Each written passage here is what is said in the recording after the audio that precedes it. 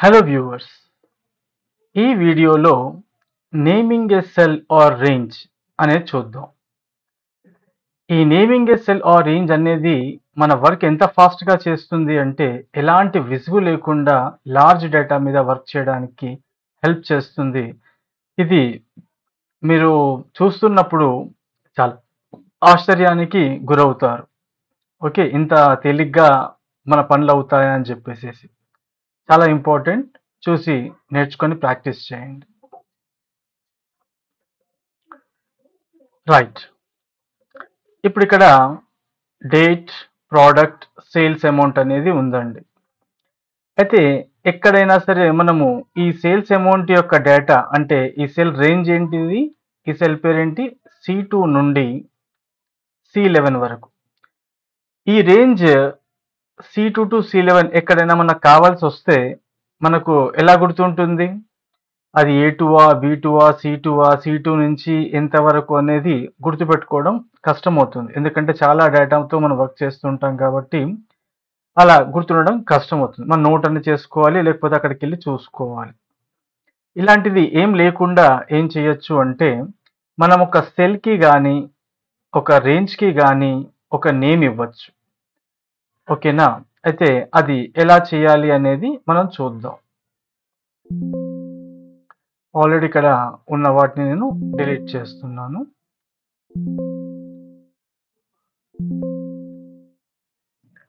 Right, ఇప్పుడు ఇక్కడ చూడండి, ఏ సెల్ క్లిక్ చేసినా ఆ సెల్ నేమ్ చూపిస్తుంది. ఇప్పుడు ఈ ఫలానా సెల్కి నేను ఒక నేమ్ ఇవ్వాలనుకుంటాను. ఇది C2. కానీ నేను ఎక్కడన్నా వర్క్ చేస్తున్నప్పుడు ఈ యొక్క 1st January 2024 విడ్జెట్ ఏది సేల్స్ అమౌంట్ కావాలి అంటే మరి నేను ఎలా గుర్తుపెట్టుకోను కదా? అలాంటప్పుడు ఏం చేస్తాను, ఈ సెల్ క్లిక్ చేసి నేమ్ బాక్స్లో క్లిక్ చేస్తాను. ఇక్కడ చూడండి, ఫస్ట్ టాపిక్ ఏంటి, యూజింగ్ నేమ్ బాక్స్. అయితే నేమ్ బాక్స్ యూజ్ చేసి మనము ఒక సెల్కి కానీ రేంజ్కి కానీ ఎలా పేరు మార్చచ్చు, ఒక కొత్తగా ఎలా పేరు ఇవ్వచ్చో చూద్దాం. క్లిక్ చేసి ఏం చేస్తున్నాను, ఇక్కడ నేమ్ బాక్స్లో క్లిక్ చేస్తున్నాను. ఇప్పుడు దీనికి ఏమి ఇస్తాను, విడ్జెట్ ఏ సేల్స్ అమౌంట్ అన్నట్టుగా నాకు గుర్తుండేలా పెట్టుకుంటాను. అయితే నేమింగ్లో ఎలాంటి జాగ్రత్తలు తీసుకోవాలి అంటే ఇది ఎప్పుడు కూడా లెటర్తో స్టార్ట్ అవ్వాలి, కానీ నంబర్తో స్టార్ట్ అవ్వకూడదు. ఓకే, మీరు ఏ నేమ్ ఇచ్చినా లెటర్తో స్టార్ట్ అవ్వాలి, అంటే alphabets ABCD A to Z any letter మీరు యూజ్ చేయొచ్చు. ఓకే, డిజిట్స్ యూజ్ చేయకూడదు. రైట్, అండ్ హైఫన్ అయినా మనం యూజ్ చేయొచ్చు. హైఫన్ అంటే ఏంటి, షిఫ్ట్ కి నొక్కి ఇక్కడ 0 పక్కన ఉంటుంది కదా ఒక డాష్ అనేది, ఇది. ఓకే, దీన్ని ఏమంటాం మనము, అండర్ స్కోర్ అంటాం. ఏమంటాం, అండర్ స్కోర్. అయితే అండర్ స్కోర్ అనేది మనం యూజ్ చేయాలి. రైట్, అయితే ఇక్కడ ఏం చేస్తాను, విడ్జెట్ ఏ. ఇప్పుడు ఇక్కడ స్పేస్ ఇవ్వలేం కాబట్టి స్పేసెస్ అలౌడ్ లేదన్నమాట. అయితే ఫస్ట్ లెటర్ క్యాపిటల్ ఇచ్చాను, మిగతా స్మాల్ ఇచ్చాను. మళ్ళీ ఇక్కడ ఏం చేస్తున్నాను, ఇంకో వర్డ్ స్టార్ట్ అయ్యే దగ్గర మళ్ళీ క్యాపిటల్ ఇచ్చాను. ఇక్కడ నాకు అర్థమైపోతుంది ఎక్కడి వరకు ఒక వర్డ్ అవుతుంది, ఎక్కడ న్యూ వర్డ్ స్టార్ట్ అవుతుంది అనేది. ఇచ్చేసి విడ్జెట్ ఏ సేల్స్ అని ఇచ్చేసాను. గమనించారా, విడ్జెట్ ఏ సేల్స్ ఎంత ఈజీగా అర్థమవుతుంది అక్కడ. రైట్, ఇప్పుడు నేను ఎంట్రీకి నొక్కేసరికి ఏమైపోయింది, ఇప్పుడు ఈ సెల్ C2 కాకుండా విడ్జెట్ ఏ సేల్స్ అని చూపిస్తుంది. ఇప్పుడు ఇక్కడ నేను ఓకే, ఇక్కడే కాదు మరి ఎంత పెద్దగా ఉంది లార్జ్ వర్క్ షీట్ తెలిసిందే కదా. ఇప్పుడు ఇక్కడ ఈక్వల్ టు సమ్. ఓకే, ఇచ్చేసి ఏం చేస్తున్నాను, W కొట్టగానే ఇక్కడ చూడండి విడ్జెట్ ఏ సేల్స్ అని కనబడుతుంది. ఇది మనం గుర్తుపెట్టుకోవాలి, ఈ లోగోని. ఓకే, అంటే ఇది నేమ్ అన్నమాట. మనం అయితే నేమ్స్ ఇచ్చాము, ఆ నేమ్ అనేది ఇలా ఉంటుంది. ఇప్పుడు ఇక్కడ కిందికి వచ్చేసేసి ట్యాబ్కి నొక్కగానే ఏమైపోయింది, అది తీసేసుకుంది. ఆ తీసుకోగానే ఇక్కడ చూడండి ఆ సెల్ సెలెక్ట్ అయిపోయింది, అంటే ఈ సెల్ నేమ్ అని చూపిస్తుంది. ఇప్పుడు ప్లస్ ఇక్కడ నేను 10 ఇస్తున్నాను. ఇప్పుడు టోటల్ ఎంత అవుతుంది చెప్పండి, ఇది 500. విడ్జెట్ ఏ సేల్స్ అంటే ఎంత, 500. నేను ప్లస్ 10 యాడ్ చేస్తున్నాను. ఇప్పుడు రిజల్ట్ ఎంత రావాలి, ఎస్ 510 రూపీస్. కరెక్ట్, ఇలాగే. అలాగే మనం ఒక రేంజ్కి కూడా ఏం చేయొచ్చు, నేమ్ అనేది ఇవ్వచ్చు. ఇక్కడ క్లిక్ చేసి దీనికి ఏమి ఇస్తాను, ఇదంతా కూడా దేనికి సంబంధించింది, సేల్స్ అమౌంట్కి, పక్క దానితో సంబంధం లేదు అన్నట్టుగా ఇది ఒకటే ఉంది. కాబట్టి ఇక్కడ ఏం చేస్తాను, నేను ఎస్ అనేది క్యాపిటల్ ఇచ్చేసేస్తాను. స్మాల్ అయినా ఇవ్వచ్చు, కానీ మనం చదువుకోవడానికి ఈజీగా ఉంటుంది. ఇప్పుడు ఏ అంటే ఇక్కడ నుంచి ఇంకో వర్డ్ స్టార్ట్ అవుతుంది అన్నట్లుగా ఇచ్చేసాను. అయితే ఇలా ఇవ్వచ్చు, మీరు ఇక్కడ మధ్యలో ఏం చేయొచ్చు, స్పేస్ కావాలనుకుంటే అండర్ స్కోర్ ఇవ్వచ్చు. షిఫ్ట్ కీ నొక్కేసి ఆ యొక్క అండర్ స్కోర్ కీ అంటే shift key underscore key అంటే హైఫన్ కూడా అదే కీ పైన ఉంటుంది. హైఫన్ అంటే పైన ఉంటుంది, హైఫన్ కింద ఉంటుంది, అండర్ స్కోర్ పైన ఉంటుంది. ఓకేనా, మీరు హైఫన్ కావాలి అంటే డైరెక్ట్లీ ఆ కీ నొక్కాలి. ఓకే, అండర్ స్కోర్ కావాలంటే షిఫ్ట్ కీ నొక్కాలి. ఇప్పుడు ఎంటర్ కీ నొక్కగానే ఇప్పుడు ఈ రేంజ్ కి ఈ నేమ్ వచ్చేసింది. ఇప్పుడు ఇక్కడ ఏం చేస్తానంటే, ఇప్పుడు దీని టోటల్ కావాలనుకోండి 500 to 700. ఇది టోటల్ కావాలంటే మనం ఎప్పుడు కూడా ఎలా చేస్తుంటాము, ఈక్వల్ టు సమ్ ఇచ్చేసేసి రైట్ ఈ సెల్ నుంచి ఈ సెల్ తీసుకోవడము, లేకపోతే మనం ఏం చేస్తుంటాము C2 కోలన్ ఈ C2 to C11 అని టైప్ చేస్తాం. కానీ ఇప్పుడు మనం ఏం చేయొచ్చు, మనం అయితే పేరు ఇచ్చాము సేల్స్ అమౌంట్ అని ఇలా టైప్ చేసుకుంటే సరిపోతుంది. ఇప్పుడు చూడండి, ఇక్కడ C2 కోలన్ C11 అని ఇచ్చాను. ఓకే, కరెక్ట్గా తీసుకుంది కదా. ఇప్పుడు ఎంట్రీకి కొడితే ఎంత వచ్చింది, 5750. ఓకేనా, ఇప్పుడు దీన్ని సెలెక్ట్ చేసి చూస్తే ఎంత వచ్చింది, ఇక్కడ చూడండి సేమ్ అదే వచ్చింది. ఈసారి ఏం చేస్తానంటే, నేనైతే నేమ్ ఇచ్చానో ఆ నేమ్ యూజ్ చేస్తాను. ఇక్కడ నేను సెల్ రిఫరెన్స్ యూజ్ చేశాను. ఓకే, ఇప్పుడు ఏం చేస్తాను, నేమ్ యూజ్ చేస్తాను. ఈక్వల్ టు సమ్ యూజ్ చేసి ఇక్కడ సేల్స్ అమౌంట్ చూస్తున్నారు కదండి, ఇక్కడ 2 నేమ్స్ ఇచ్చాం కదా. ఇది ట్యాప్ కి నొక్కగానే రైట్ ఆ నేమ్ సెలెక్ట్ అయిపోయింది. ఆ నేమ్ సెలెక్ట్ అవ్వగానే అది ఏ రేంజ్ కి సంబంధించిందో అది మనకి ఇక్కడ చూపిస్తుంది. ఎంటర్ కి కొట్టగానే సమ్ చేసి చూపించి, ఈ విధంగా మనం ఏం చేసుకోవచ్చు, క్యాల్కులేషన్ చేసుకోవచ్చు. ఇంకెక్కడైనా మనం వీలుకప్ లాంటి దాంట్లో మనం రిఫరెన్స్ కి కూడా మనము అరేస్ కి కూడా మనం యూజ్ చేసుకోవచ్చు అన్నమాట. ఓకే కదా, రైట్. అయితే మనం ఇప్పుడు ఏం చూసాము, నేమ్ బాక్స్ యూజ్ చేసి ఒక సెల్ కి కానీ ఒక రేంజ్ కి కానీ ఎలా నేమ్ ఇవ్వాలి అనేది నేర్చుకున్నాం. ఇప్పుడు డిఫైన్ నేమ్ అనే కమాండ్ యూజ్ చేసి ఎలా చేయాలో నేర్చుకుందాం. ఈ డిఫైన్ నేమ్ ఎక్కడ ఉంటుంది అంటే ఫార్ములాస్ ట్యాబ్ లో డిఫైన్ నేమ్ ఉంది కదండి, ఇక్కడ డిఫైన్ నేమ్ అలాగనమాట. ఇప్పుడు దీన్ని క్లిక్ చేసి మనము చేయగానే ఏమవుతుంది, ఇక్కడ డిఫైన్ నేమ్ అని ఉంది కదా, ఇదే టెక్స్ట్ తీసుకుంటుంది. అలా కాకుండా నేను టేబుల్లో క్లిక్ చేసి డిఫైన్ నేమ్ క్లిక్ చేయగానే ఏమైపోయింది, అది ఇక్కడ ఉన్న నేమ్ని తీసుకుంటుంది. అయితే మనం ఏం నేమ్ ఇవ్వాలనుకుంటున్నాం అనేది మనం ఇక్కడ టైప్ చేసుకోవచ్చు. ఓకే, ఇంతకుముందు చేసినట్లుగా మనం సేల్స్ అమౌంట్ చేసాం కదా, రైట్. అయితే ఇప్పుడు మనము డేట్ది చేసి చూద్దాం. ఇక్కడ ఏం చేస్తాను, నేను జస్ట్ డేట్ టైప్ చేస్తాను. వర్క్ బుక్ అంటే ఏమవుతుంది, దీంట్లో ఎన్ని షీట్స్ ఉన్నాయో ఈ యొక్క ఫైల్లో ఎన్ని షీట్స్ ఉన్నాయో అన్ని షీట్స్లో చూస్తుంది. ఓకేనా, అదే షీట్ 1 ఇచ్చామనుకోండి, ఇది షీట్ 1కే పరిమితం అవుతుంది, వేరే షీట్స్లో పనిచేయదన్నమాట. అయితే వర్క్ బుక్ అంటే మొత్తానికి వస్తుంది కాబట్టి తీసుకోండి. కామెంట్ అంటే దేనికోసం మీరు యూజ్ చేస్తున్నారని మీరు రాసుకోవచ్చు గుర్తుండటానికి. ఇక రిఫర్స్ టు, ఇది మీరు దేనికోసం చేస్తున్నారు ఆ రేంజ్ ఇచ్చేసేయండి, ఆ రేంజ్ తీసుకుంటారు. ఆ షీట్ పేరుతో పాటు ఇలా వచ్చేస్తుంది అనమాట. ఓకే, డేట్ తీసుకుంటారా, రైట్, ప్రోడక్ట్ తీసుకుంటారా, సేల్స్ అమౌంట్ తీసుకుంటారా అనేది తీసుకోవచ్చు.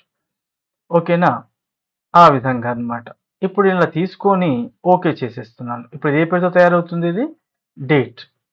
ఓకే చేసిన తర్వాత ఇప్పుడు దీన్ని నేను సెలెక్ట్ చేయగానే ఇక్కడ పేరు ఆటోమేటిక్ వచ్చేస్తుంది. ఇంతకుముందు మనం ఇక్కడ చేసాం కదా, ఇక్కడ నేమ్ ఆటోమేటిక్గా వచ్చేస్తుంది అనమాట. ఈ విధంగా మనం ఏం చేయొచ్చు, డేట్ అనేది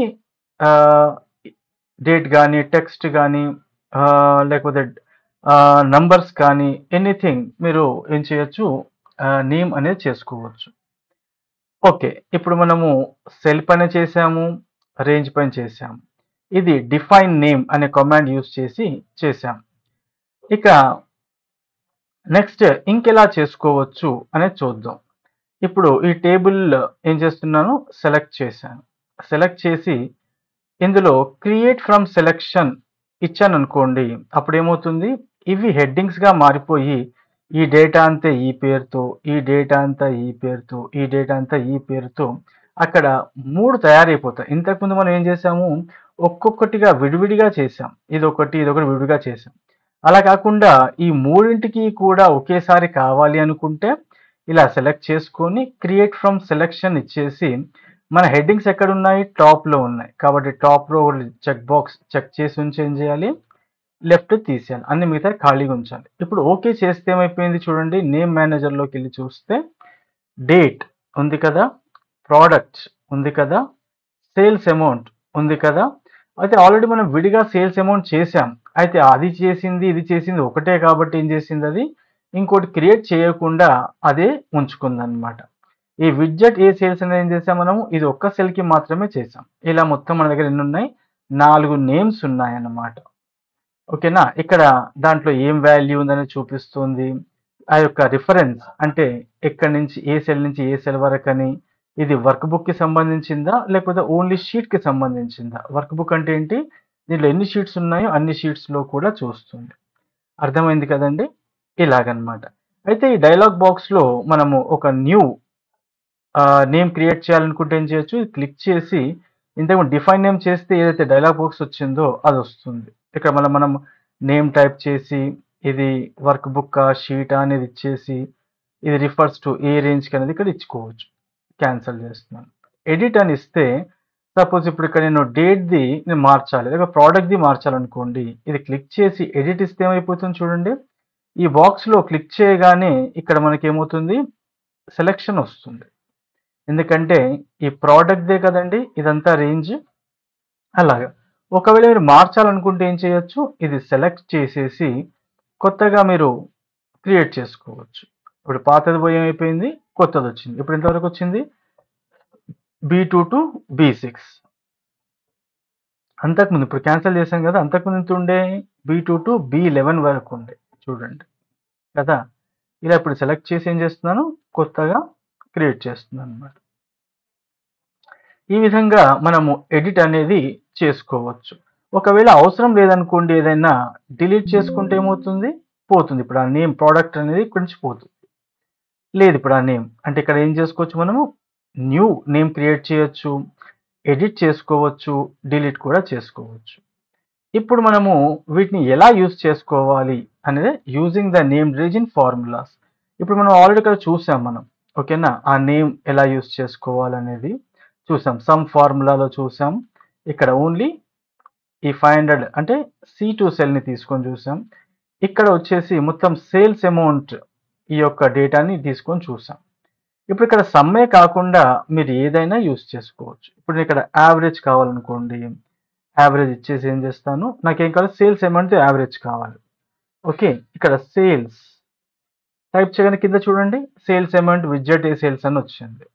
ఓకే, విడ్జెట్ మనం న్యూమరిక్స్ ఉన్నాయా, లేవు, దీనిపైన కాదు, ఇదే కాబట్టి జస్ట్ ట్యాబ్ కి నొక్కేసేసి ఎంట్రీ కి నొక్కేస్తే ఏమైపోయింది, 575 యావరేజ్ వచ్చింది. ఇప్పుడు ఇది సెలెక్షన్ చేసి చూస్తే 575 యావరేజ్ సేమ్ ఉంది కదండి.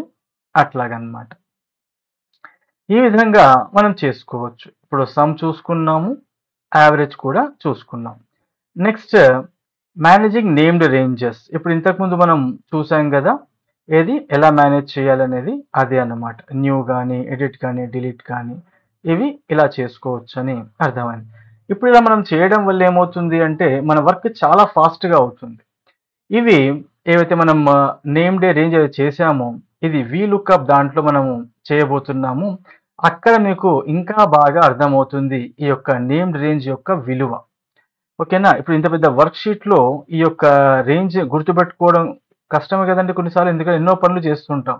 అది ఏ సెల్ నుంచి ఏ సెల్ వరకు ఉంది అనేది గుర్తుపెట్టుకోవడం కష్టం కదా. పొరపాటున మీరు ఒకటి ఇచ్చేది మరొకటి ఇచ్చారనుకోండి, రిజల్ట్ రాంగ్ వస్తుంది. అయితే ఇది చాలా చాలా ఇంపార్టెంట్. ఇది అడ్వాన్స్డ్ ఎక్సెల్లో అన్నిటికంటే ముఖ్యమైనదన్నమాట. ఓకే, రిఫరెన్సెస్ తర్వాత అడ్వాన్స్డ్ ఎక్సెల్లో ఈ రేంజింగ్ అనేది చాలా ఇంపార్టెంట్. ఓకే, బాగా ప్రాక్టీస్ చేయండి. మున్ముందు ఇది యూజ్ చేయబోతున్నాం. ఇది ఇప్పుడు బాగా మీకు అర్థమైతేనే ముందు నేను ఏవైతే నేమ్స్ యూజ్ చేస్తానో అప్పుడు అలా ఎందుకు యూజ్ చేశాను, ఎలా వచ్చింది అనేది అప్పుడు మీకు అర్థమవుతుంది. లేకపోతే కన్‌ఫ్యూజ్ అవుతారు. బాగా ప్రాక్టీస్ చేయండి. ఓకే. కామెంట్ చేయండి ఇంకేమైనా నేర్చుకోవాలంటే. Okay. Thank you. See you in the next video.